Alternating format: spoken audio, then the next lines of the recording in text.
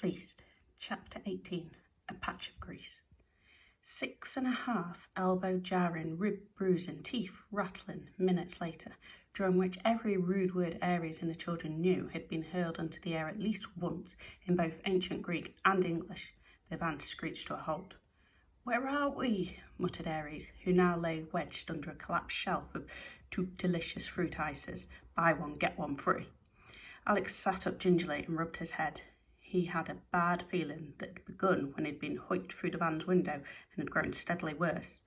"I think I can guess." Rose, laying on the floor and still rolled in the crypt of the sheen, was furiously kicking her feet in the air, making her look like a giant silkworm spinning its cocoon. "Will someone please get me out?" she demanded. "I totally have to tell you about what I saw in the shop." Of course, what with the Fawn's terrible driving, the droning of the van's engine, and the avalanches of cones and flakes and bottles of raspberry sauce as they sped round corners, Rose hadn't been able to tell the others a single thing.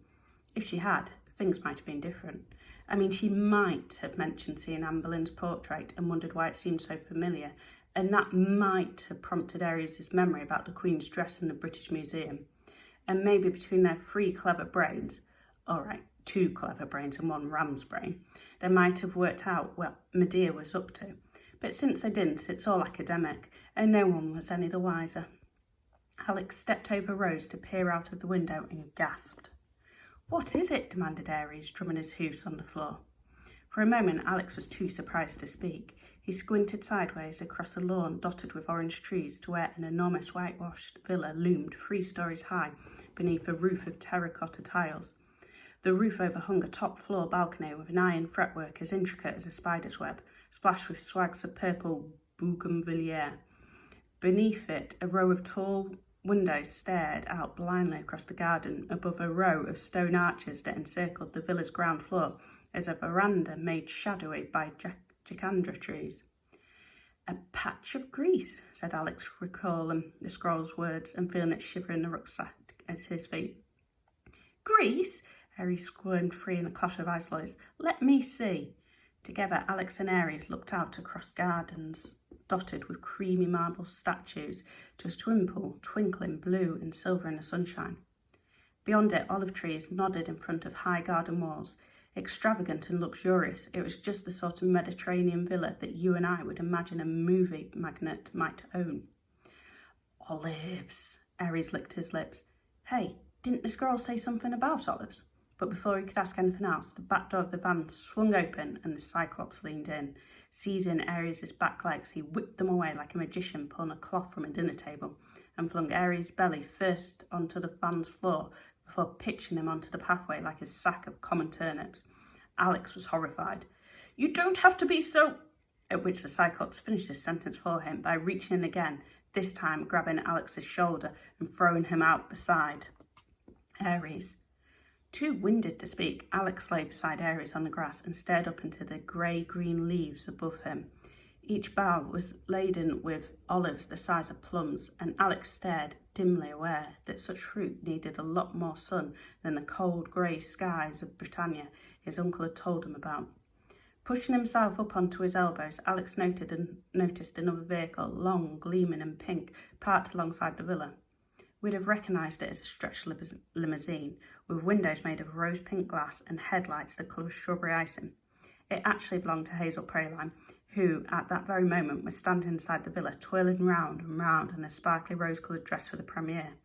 At the sudden slam of the ice cream van door, Alex jerked his head round to see the Fawn stepping neatly along the pathway towards him, stopping only when his highly polished shoes almost touched the tip of Alex's nose. "We haven't been introduced," he crooned, leaning over to take hold of Alex's ear, by which he pulled the boy up. "I'm Pandemic, or Sir to you."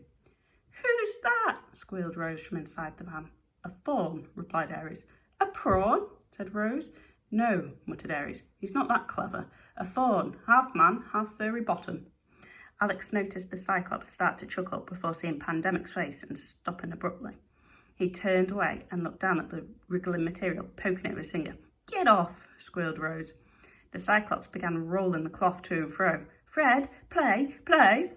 "No," said Pandemic crisply, laying a hand on Fred's shoulder. "Fred, not play, play." Fred, work, work.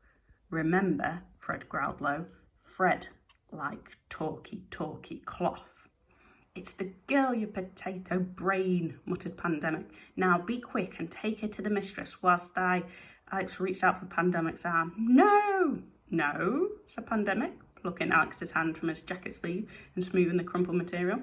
Don't take her to my dear, said Alex, feeling fear rising behind his ribs. She's just some girl we met. We hardly even know her. She hasn't done anything wrong. No, said Aries, and neither have we. So, can we go now too? Pandemic bent down to Aries and gave a polished smile. Do you really want to leave us, Aries? Yes, please, said Aries, offering his best smile. Well, forget it, snapped Pandemic and straightened up. What the mistress has planned for you, you'll never see the underworld again. But, protested Aries, before Pandemic snapped his hand around Aries' muzzle and spun round to listen to a noise from the house. Above the sound of Aries' furious snorting, there came the sound of footsteps on gravel.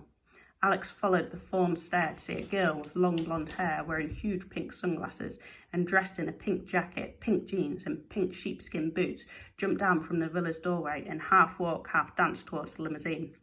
She nodded her head in time to whatever was playing through her earphones. Hey, Alex shouted, desperately waving at the girl. Can you help? Fred threw a greasy hand over Alex's mouth and dragged him behind the van, although he needn't have bothered. The girl was too busy lounging across the path, kicking and sliding, practicing what looked like a dance routine to notice them. Aries twisted and squirmed before Pandemic silenced him with a peep of panpipes and slammed the ice cream van door shut on Rose with his foot. Two men now stepped out of the house. They were dressed in black suits and scrunched along the gravel behind Hazel. One carried a huge seamed Desires box, tied with gold cord and decorated with a corsage of fresh pink roses. The other talked into a tiny phone. Whilst the first man stashed the box in the boot, the second opened the back door of the limousine and ushered the girl inside, walking to the driver's side and got in. A moment later, the car glided past. Neither Hazel nor her bodyguards even glanced out from behind their rose-tinted windows. The men were too busy chatting to one another, whilst Hazel was too busy being famous and glamorous, which, as anyone knows, involves listening to songs on one's iPod and examining one's fingernails for chipped varnish. The car rolled towards the gates, which began creaking open. Pandemic chuckled, a sound like a goat with hiccups, sort of a ma-hoop, ma-hoop. Although I'm a writer, not a professional fawn impersonator, and so you'll have to imagine it for yourself. Then he opened the van doors and slid the cloth out. Alex squirmed against Fred's vice-like grip. Let her go, he pleaded. Sorry, smiled Pandemic, reaching in for Rose's rucksack. Apart from anything else, this cloth's enchanted. No one except the mistress can undo it. No! Alex jabbed his elbow back as hard as he could and caught Fred in the ribs. Wheezing for breath, Fred loosened his grip for a split second, and seizing his chance, Alex broke free. Dimly remembering how his father always taught him to aim for his opponent's weak spot, he smashed his shoulder into the fawn's stomach, sending him sprawling against the side of the van. Aries, run! Yelled Alex, straightening up to aim a kick at Pandemic's ankles, knocking him off his feet. The cloth bounced onto the ground with a yelp. Aries charged after the car, which was now turning out onto the road. Squealing, bleating, leaping, desperately trying to attract its attention, he slipped and skidded over the path. Now, if you or I had been in the limousine, we'd have noticed him and probably recorded him on our mobile phones for YouTube and uploaded a film that had scored thousands of hits and stepped out and helped, of course. But nobody noticed a thing, and the car swept out onto the road. No! Squealed Aries as the gates clanged shut in front of him. Bolts the size of sledgehammers flew across the gate's wrought ironwork and clanged viciously. Padlocks snapped shut like crocodile jaws. Dumbstruck, Aries stepped back straight into Fred's bulging knees. Can't go that way, said Fred, chuckling, and taking hold of Aries' tail, he began dragging him like a child's pull-along toy. I can't begin to tell you how much Aries hated this, and so I won't. Meanwhile, back on the lawn, Alex was clamped onto the fawn's back, flinging furious punches. Roaring, Pandemic charged across the lawn and ducked his head like a horse refusing a jump, sending Alex spiralling onto the grass. The boy landed, winded, his head spinning. Boys, boys! Icy as a steel knife kept in a freezer, a woman's voice seemed to slice through the warm air and stop time.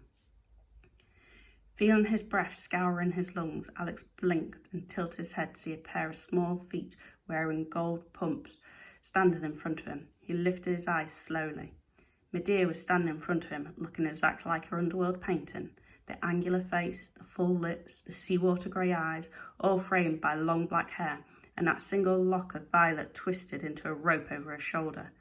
Wearing a long white dress with golden ribbons crisscrossing its bodice, she stood with her hand on her hips, her long sleeves trailing to sides. "We've been waiting for you," she said. Turning, she walked over to Ares, who braced his shoulders and stuck his chin in the air. "And especially you, Ares Carus Mollus." Ares' ears twitched despite the bravery in his stance. It was the way she said especially that did it. "What's the matter?" said Medea. "Cat got your tongue?" "Not cat," said Alex. "Witch." "Witch?" squealed Rose from the cloth. "Oh, Alex," Medea scolded playfully. Without looking, she snapped the fingers of her left hand. The cloth jerked taut, and jackknifed in two, and twisted in tight knot, a knot that squealed. "You'll put my special guest off," said Medea. "Special guest?" No, I didn't like the sound of that either. "Pandemic!" Medea turned to the fawn, who stood brushing out the crease marks Alex had left in his jacket, leaning with Fred against the statue of a girl holding a basket of roses. "Take the girl inside. Then return the van to the park. We don't want the police sniffing anything anywhere around here. Got it?" Pandemic nodded, threw the cloth over his shoulder and strode towards the house. Alex stared after him, feeling hopeless as Rose squirmed and shouted, trying to wriggle free.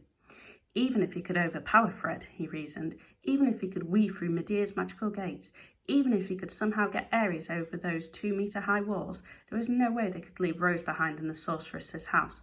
"Fred," the Cyclops lumbered forward, dribbling. "Rope the ram."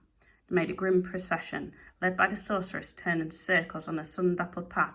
Fred towed Ares, his hoofs squealing over the stones, whilst Pandemic strong-armed a silent, stony-faced Alex. This was because fear had tightened the boy's throat like a scarf tied too tight, leaving him no voice to say things like, "It's all right, Ares," which it wasn't, or "I'll get us out of here," of which there seemed no chance, making the whole scene far too horribly depressing for someone like me to dwell on. So, turn the page, would you?